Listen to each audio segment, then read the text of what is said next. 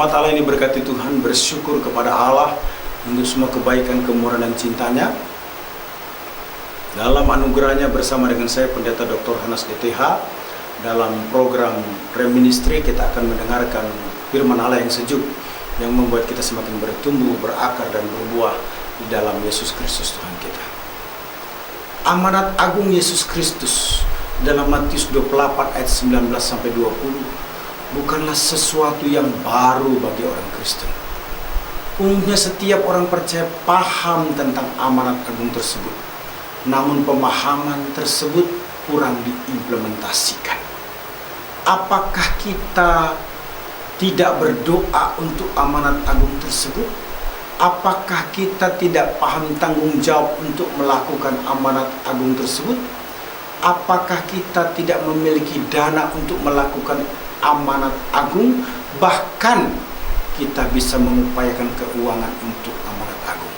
Lalu timbul pertanyaan, kalau begitu masalahnya di mana? Alasan-alasan mulai bermunculan yang dapat dijadikan pembenaran. Namun intinya amanat agung Yesus Kristus tidak bisa dilakukan kalau bukan didasarkan pada belas kasihan.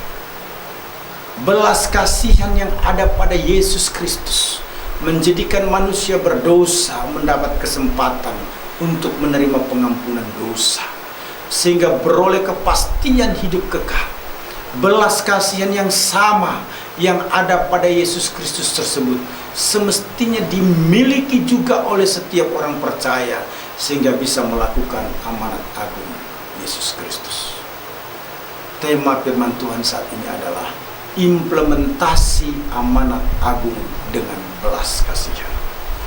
Matius 28 ayat 19 sampai 20 berkata, "Karena itu pergilah, jadikanlah semua bangsa muridku, dan baptislah mereka dalam nama Bapa dan Anak dan Roh Kudus, dan ajarlah mereka melakukan segala sesuatu yang telah kuperintahkan kepadamu.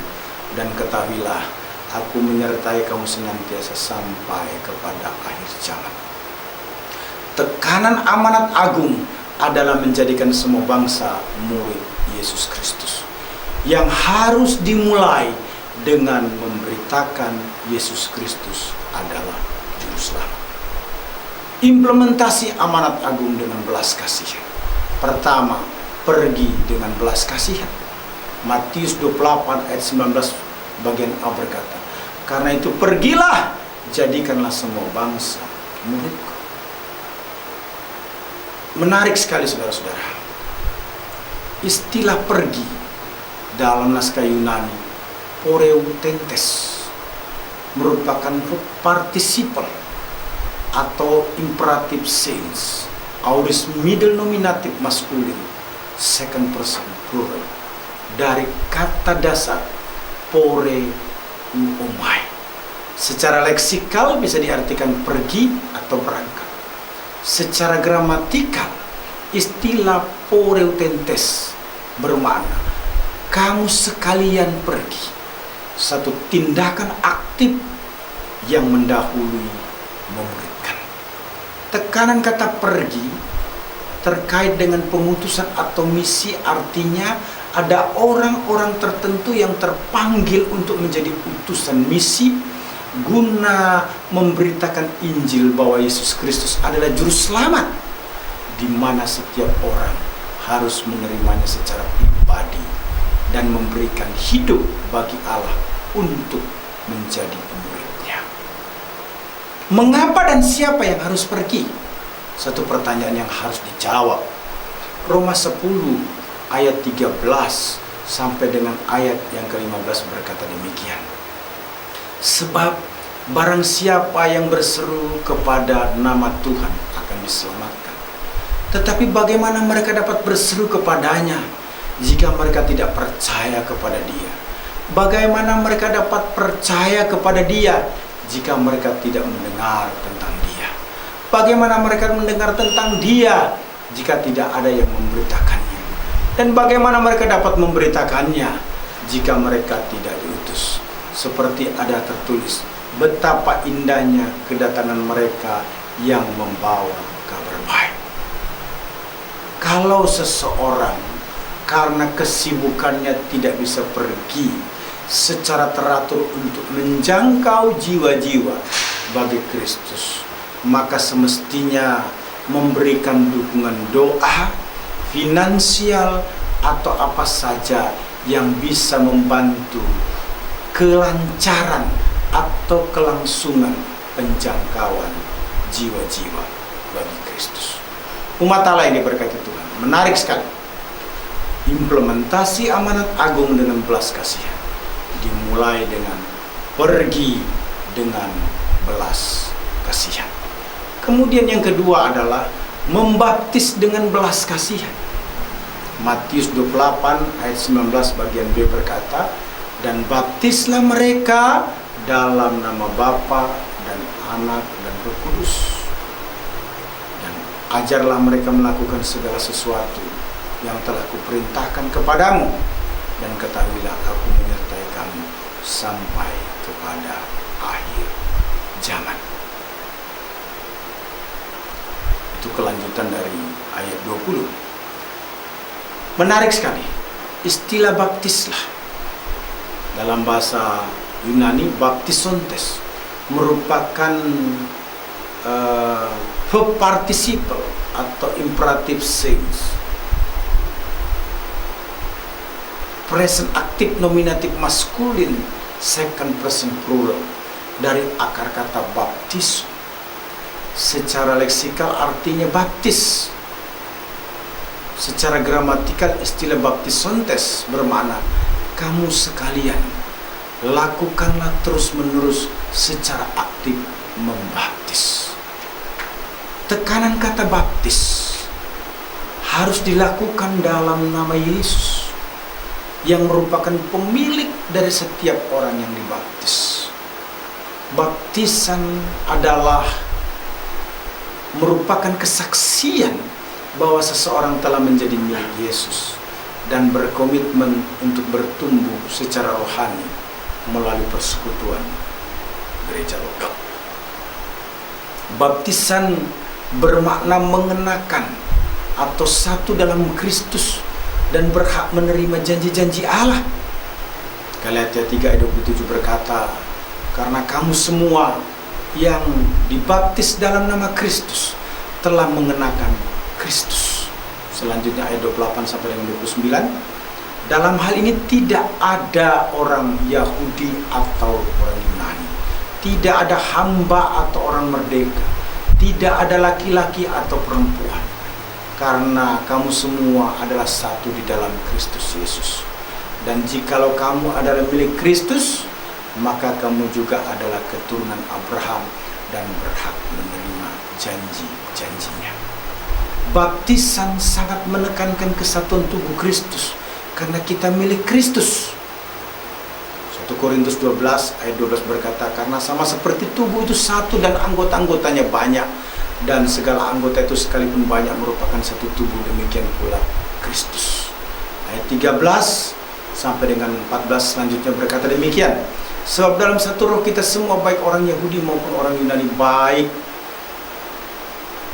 hamba, maksud saya baik budak maupun orang merdeka, telah dibaptis menjadi satu tubuh, dan kita semua diberi minum dari satu roh, karena tubuh tidak terdiri dari satu anggota tetapi atas banyak anggota. Begitu pentingnya kesatuan tubuh Kristus tersebut, sehingga Yesus berdoa kepada Allah Bapa agar kesatuan tersebut dipelihara dengan baik di antara orang percaya seperti Bapa dan Kristus.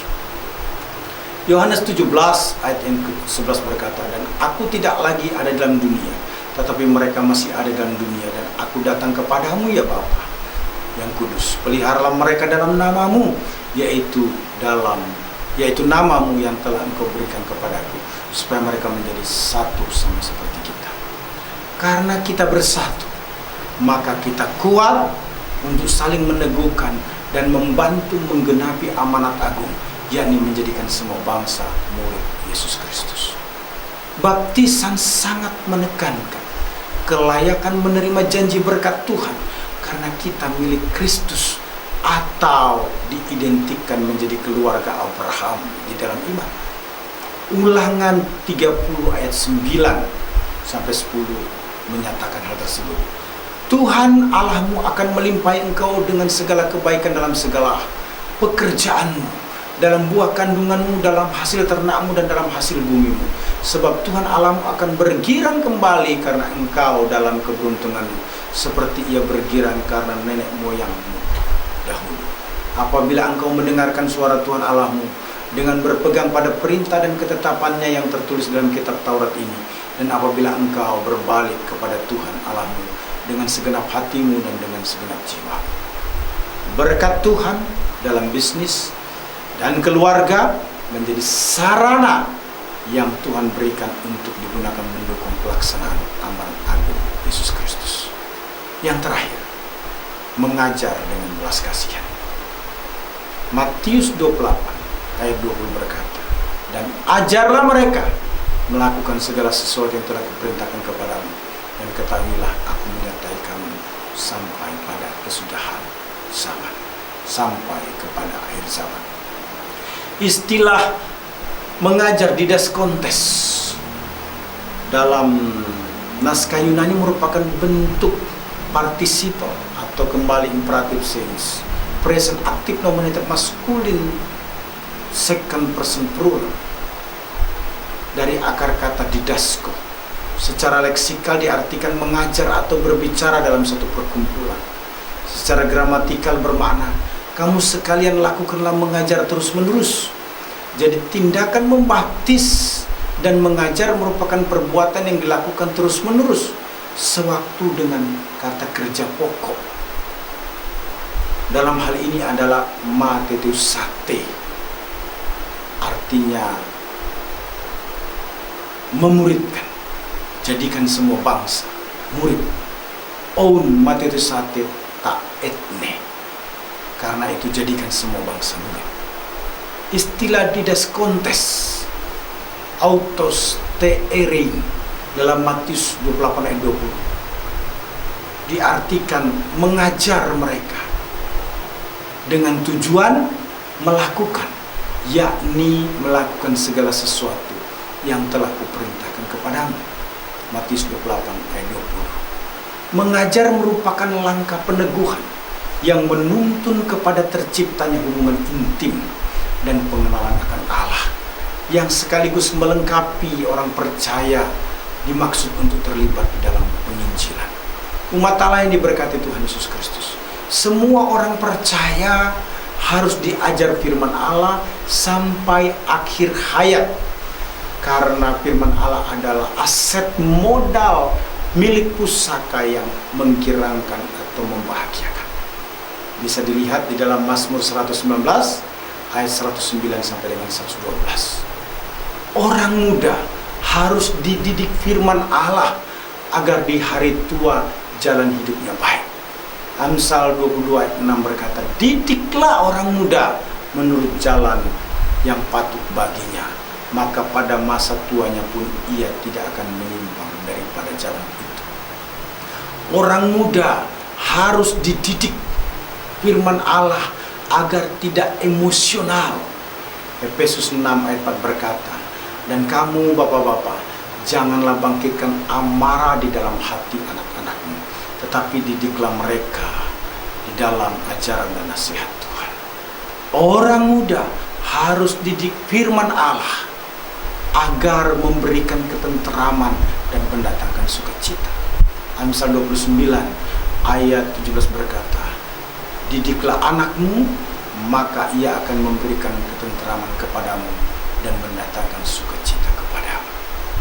Umat Allah yang diberkati Tuhan, melakukan perintah untuk pergi membaptis dan mengajar harus dilakukan terus-menerus secara aktif sampai setiap orang menjadi murid Kristus. Sekalipun dalam prosesnya ada konsekuensi yang harus diterima. Ketiga kata kerja partisip, pergi, baptis, dan ajar, bila dihubungkan dengan kata kerja pokok matetusate, maka dapat dipahami bahwa tindakan pergi membaptis dan mengajar dilakukan secara bersama-sama selagi pergi, selagi membaptis, selagi mengajar. Untuk apa? Sehubungan dengan pemuridan.